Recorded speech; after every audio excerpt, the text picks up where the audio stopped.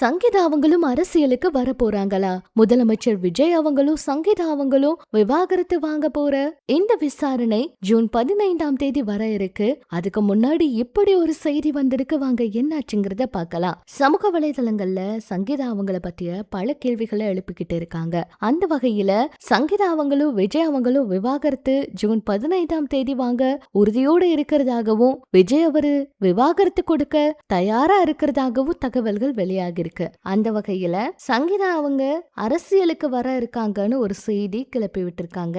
இந்த செய்தியில பிஜேபியில சங்கீதா அவங்க இணைய போறாங்கன்னு தகவல் வெளியாகி இருக்கு. சங்கீதா அவங்க பிஜேபியில ஜாயின் பண்ணி அவங்களோட அரசியலை ஸ்டார்ட் பண்ண இருக்காங்களாம். ஆனா இன்ன வரைக்குமே அதிகாரப்பூர்வமா இந்த ஒரு தகவல் உறுதி செய்யப்படல. சமூக வலைதளங்கள்ல இந்த மாதிரி ஒரு ரூமர்ஸ் தான் போய்கிட்டு இருக்கு.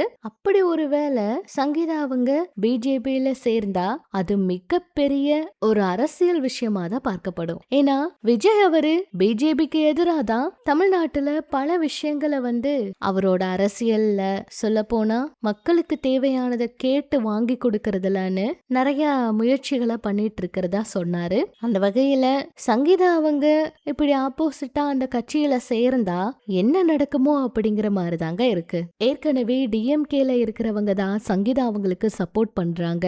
அவங்க தான் விவாகரத்து வாங்கவே இவங்களுக்கு கூட நின்னாங்க. இப்படி எத்தனையோ செய்திகளை பரப்பி விட்டாங்க.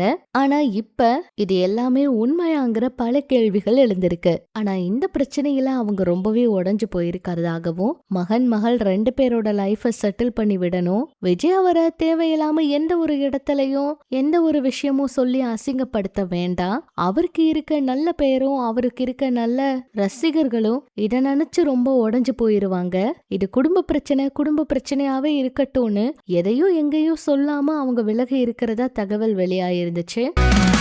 தமிழர்களின் பெருமை ஒரே மேடையில் மிளிர போகின்றது. இது ஒரு செலிப்ரேஷன் ஆஃப் கிரேட்னஸ். எதிர்வரும் ஜூன் 20 சனிக்கிழமை legends and icons awards 2026 June 15ஆம் தேதி நேர்ல ஆஜராக சொல்லி இருக்கிறதுனால சங்கீதா அவங்க நேர்ல வருவாங்களா, அந்த சமயத்துல ஏதாவது பேசுறதுக்கு வாய்ப்பு இருக்கா அப்படிங்கறதெல்லாம் பொறுத்து இருந்துதான் பார்க்கணும். இதுக்கு முன்னாடி சைந்தவன் அவங்களும் ஜிவி பிரகாஷ் அவங்களும் ஒரே கார்ல அந்த வழக்குல ஆஜராயிட்டு போனதை நம்ம பார்த்திருப்போம். அந்த மாதிரி விஜய் அவர் அடுத்து என்ன செய்ய போறாரு அப்படிங்கறதெல்லாம் பொறுத்திருந்து பார்த்தாதான் தெரியும். இப்படி அரசியல்ல அவங்க சேர போறாங்க, அரசியலுக்கு வர போறாங்கன்னு வர செய்திகளுக்கெல்லாம் யார் முற்றுப்புள்ளி கொடுக்க போறாங்கன்னு பொறுத்திருந்து பார்க்கலாம். மக்கள் ரொம்பவே நம்பி ஆதரவு கொடுத்திருக்க விஜய் அவருக்கு தேவையில்லாம இடையூறு பண்ற மாதிரி ஏதாவது விஷயங்கள் நடந்தா அது விஜய் அவருக்கு சாதகமா தான் இருக்கும். சமீபத்துல கூட இவரை எதிர்த்து பேசுற எல்லாருக்குமே நாங்க விஜய் அவருக்கு ஆதரவு கொடுப்போம் அப்படின்னு தான் மக்களும் சப்போர்ட்